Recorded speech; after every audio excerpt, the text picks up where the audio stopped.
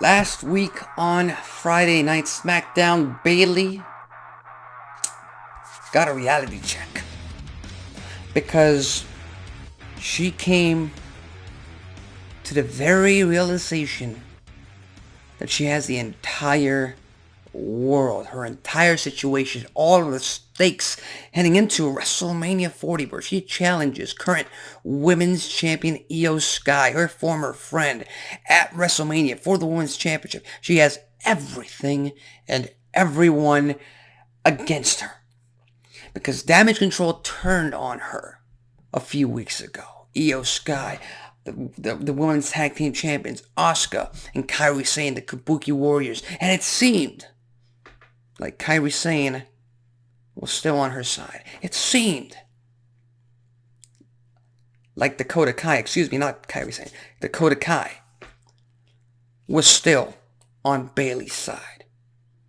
And maybe, leading into WrestleMania, we might get a third member of the women's roster on SmackDown joining Bayley in their fight to fend off Damage CTRL. Because Lord knows, Damage CTRL has made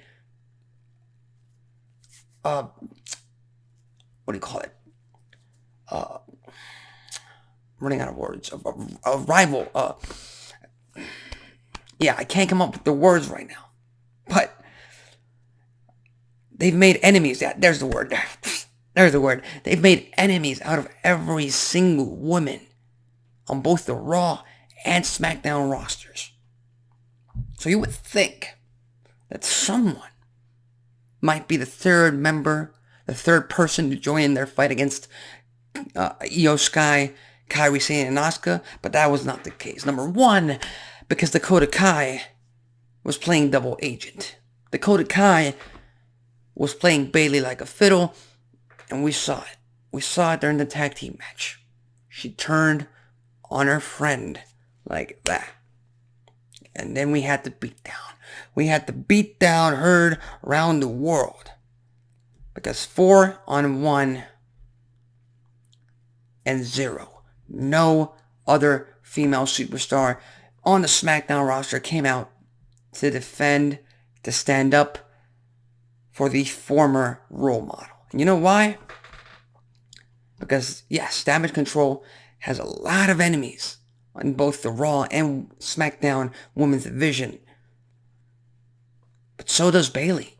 Bayley manufactured every single one of those beatdowns that Damage CTRL has been a part of for its entire history.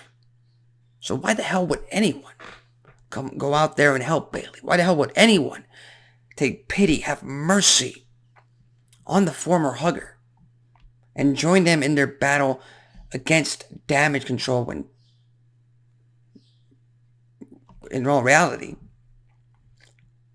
Bayley deserved the beatdown she received last week on Friday? Again, storytelling-wise, people believe in karma. People believe in villains or characters getting their comeuppance, getting their receipts, getting what is ultimately theirs. And that's what happens here. As simple as that. There's a lot of fans out there in the IWC and social media complaining about the fact that no babyface came out to defend Bayley. Listen. If you had a bully for 2+ years, who made your life a living hell, and then all of a sudden, their friend group, turn on them, turn on your Billy, would you do something about it? At least the first time around, would you do something about it? Hell no. You'd actually be relieved. You'd be happy. You'd be satisfied that the person that tormented you for a very long time is actually getting a taste of their own medicine.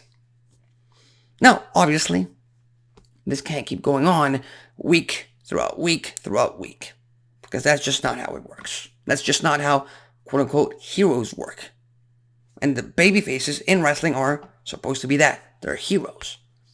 So it's just a matter of time before somebody eventually joins Bayley in this fight against Damage CTRL. But we also have to get some segments backstage of Bayley trying to make peace, trying to ask for help, trying to get forgiveness and apologize for tormenting all these female superstars, not just for 2 years, 4 or 5 years, even when she was tagging with Sasha Banks, all the way back then. So again, there's more layers to this story. There's more stuff to tell. Stop complaining and just enjoy the ride. Just enjoy the show. Because it seems that now more than ever, the creative team in WWE knows exactly what they are doing with their stories, especially heading into the biggest show of the year, WrestleMania. And one final note, again, kind of separate. Again, people are complaining about Naomi being, quote-unquote, jobbed to Tiffany Stratton in, 3 minutes, 5 minutes? Okay, number one, Tiffany Stratton is an up-and-comer. She had a tremendous breakout performance at Elimination Chamber, so obviously losing to her should not be getting buried.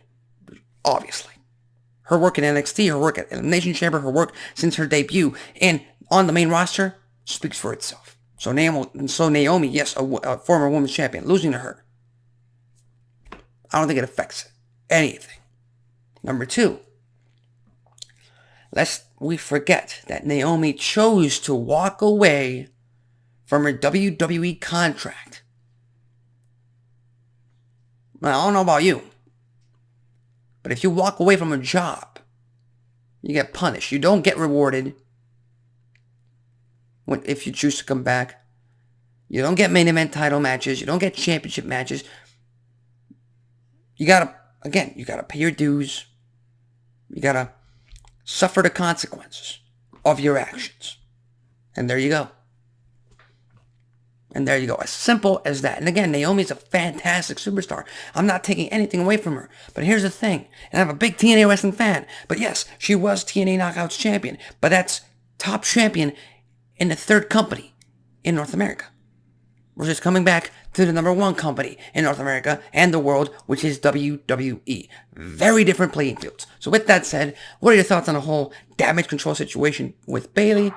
Do you think the story needs to be played out more? Do you think babyfaces need to come out and help her out? Or do you think the steps that they're taking at this moment in time are just fine and we'll just have to wait and see? Leave your thoughts, comments, and predictions in the comment section below. With that said, tune in. No, not tune in. My name is Alexis Carrillo. This has been Wrestling Talk, and I'll see you next time.